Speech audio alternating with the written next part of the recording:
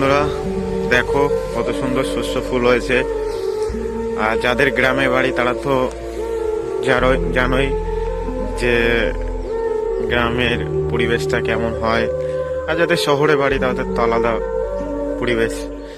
পাশেই দেখো কলা বাগান, কলা হয়েছে গাছে।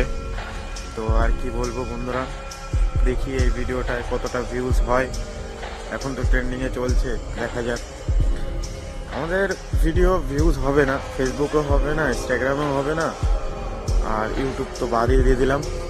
তো তাও দেখি ভিডিওটা ছেড়ে যে আমাদের গ্রামের পরিবেশে কেমন ভিউজ হয় আর কেমন সাপোর্ট করে এইসব ভিডিও।